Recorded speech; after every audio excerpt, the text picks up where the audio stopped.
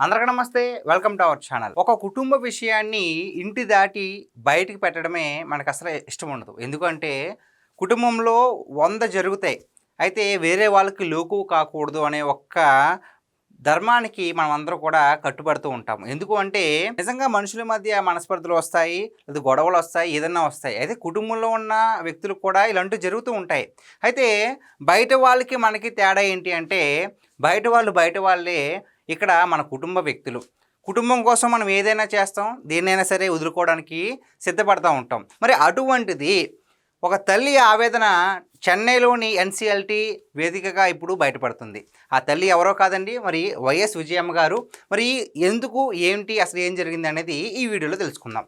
అయితే జగన్మోహన్ రెడ్డి గారు 2019లో అంటే ఆయన సీఎంగా ఉన్నప్పుడే మరి సరస్వతి షేర్లను గిఫ్ట్ డీడ్గా ఈవిడకు మనస్ఫూర్తిగానే మరి రాసి ఇచ్చారని చెప్పేసి ఈవిడ అఫిడవిట్లో పేర్కొనడం జరిగింది. ఇక్కడ అఫిడవిట్ ఉందని చూశారు కాబట్టి ఈ అఫిడవిట్లో ఏదైతే ఆవిడ విడుదల చేశారో అదంతా ఒక్కసారి మనం కనుక చదివినట్లయితే మొత్తం అంతా క్లారిటీగా చెప్పారు. ఆవిడ ఏమంటున్నారు, ఆవిడ నాకు జగన్మోహన్ రెడ్డి అంటే తన కొడుకు, నా కుమారుడు నా మీద ఉన్న ప్రేమ ఆప్యాయతతో ఆ రోజు మరి గిఫ్ట్ డీడ్గా ఇవ్వడం జరిగింది. అదే ప్రేమ ఈరోజు కూడా నా పైన ఉంది అని చెప్పేసి నేను నమ్ముతున్నానని చెప్పి మరి విజయమ్మ గారు చెప్పిన మాట ఏదైతే ఉందో, ఇంత జరిగినా కొడుకు మీద మరి తల్లికి ప్రేమ పోతుందా, ఎన్నటికీ పోదు అనేది మరొకసారి విజయమ్మ గారు అయితే నిరూపించడం జరిగింది. అయితే ఈ ఒక్క మాటని ప్రతి ఒక్కరు కూడా ఆలోచిస్తున్నారు. అయితే నిజంగానే జగన్మోహన్ రెడ్డి గారికి ఆ రోజు అంత ప్రేమగా ఇచ్చారు కాబట్టి మరి అదే ప్రేమ ఈరోజు ఉందా?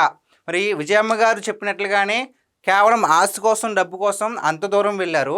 మరి అదే ప్రేమ ఉంటే కనుక ఇవన్నీ వదిలేసి మళ్ళీ వీళ్ళంతా కలిసిపోతారా అని ఒక ఆలోచన విధానం ప్రజల్లో ప్రతి ఒక్కరికి రేకెత్తే అవకాశం ఉంది. ఎందుకంటే విజయమ్మ గారు చెప్పిన మాట ప్రతి ఒక్కరిని ఆలోచింపజేసేలా ఉంది. ఎందుకంటే ఆ రోజు మరి అంత బాగానే ఉన్నాయి, కుటుంబ వ్యవహారాలు బాగున్నాయి, అన్నీ బాగున్నాయి. మరి కొన్ని మనస్పర్ధలో ఏంటో తెలియదు, కానీ ఇచ్చిన గిఫ్ట్లను మళ్ళీ వెనక్కి లాక్కోవడం ఎక్కడా ఉండదు. అది ఎవరికి పరాయిలు కూడా కాదు, ఇంట్లో ఉన్న వ్యక్తికి, కన్న తల్లికి. సో కన్న తల్లికి ఎవరు కూడా కన్న తల్లిని కోట్ల మెట్లు ఎక్కించాలని ఎవరు కోరుకోరు. ఆ తల్లి కూడా ఎప్పుడు ఊహించి ఉండదు.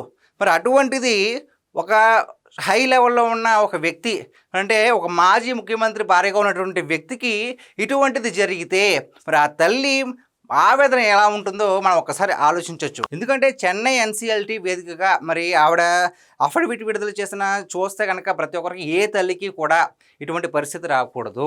ఇంకొక విషయం ఏంటంటే ఆవిడ క్లారిటీ ఇచ్చింది ఏంటంటే, మరి వైఎస్ రాజశేఖర రెడ్డి గారు బ్రతుకున్నప్పుడే తన ఇద్దరు పిల్లలకి ఏ విధమైన ఆస్తిపాస్తులు ఏ విధంగా పంచాలో ఆయన నిర్ణయించేశారని చెప్పేసి ఈవిడ ఈ అఫిడవిట్లో కూడా పేర్కొనడం జరిగింది. మొత్తం మీద ఇప్పుడున్న క్వశ్చన్ అంతా ఒకటే, ఈ వ్యవహారం ఎంతవరకు వెళ్ళుద్ది ఏంటి అంటే జగన్మోహన్ రెడ్డి గారు ఎందుకింత పంతం పట్టి ఇచ్చిన గిఫ్ట్ని కూడా వెనక్కి లాక్కుంటున్నారు అంటే చెల్లి గురించి ఏదన్నా మరి చెల్లికి వెళ్తుంది అంటే ఈవిడ వ్యక్తిగత నిర్ణయం, అది ఇస్తారో ఇవ్వకపోవచ్చు. ఎందుకంటే జగన్మోహన్ రెడ్డి గారు గిఫ్ట్గా ఇచ్చారండి. తన కూతురు ఎవరో కాదు, స్వయాన తోడబుట్టిన చెల్లి ఇస్తే ఏంటి, ఏమైంది, అసలు ఈ వ్యవహారం ఎంత దూరం వెళుతుంది?